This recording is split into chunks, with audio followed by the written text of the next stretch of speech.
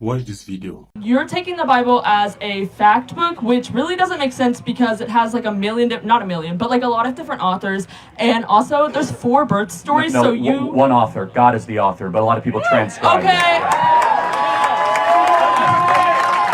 Okay, but if God is not the author. Certain people wrote the Bible. They transcribed it, for sure. From what? Well, Moses heard from God, and he transcribed Genesis, Exodus, Leviticus, Numbers, and Deuteronomy. But Moses wasn't alive when all of these other people were writing the same book. Okay, right. So what you're talking about is, again, there's one author, many transcribers, but that actually proves the point of the Bible. Because if there was only one person that wrote it, then it might have been just kind of one person's opinion. Instead, you have Solomon, who wrote Proverbs and Ecclesiastes, King David, who wrote Psalms, and then you have Matthew, Mark, Luke, and John, and then you have Paul, who wrote 1st and 2nd Corinthians, Romans, and 1st and 2nd Timothy, Titus, and Jude.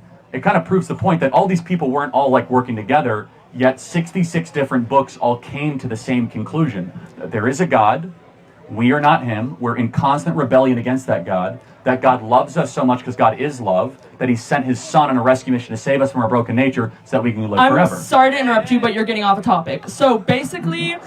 Did I get off topic, guys? I don't think I did. Because okay. It's okay. But it doesn't all come to the same conclusion because there are multiple stories in different books. There are multiple stories of the same story.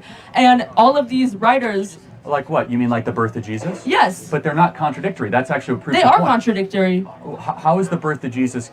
Explain to me. I'm some of the stories say that it happened at a different time. Some of them say that they happened at a different place. No, that's interesting. So that's not contradictory. That actually proves the point. So for example, if right now, God forbid, there was a big car accident and there were 5 witnesses, someone would say, well, I think he was wearing a yellow shirt, and someone would say, well, I think it was like a yellowish red shirt, and someone would say, I think the car was red, and then what the fact gatherer does is they'll see a pattern between that, because even when you have a lot of eyewitnesses, not everyone's eyewitness will be exactly the same, but everyone will agree, oh, there was a car accident.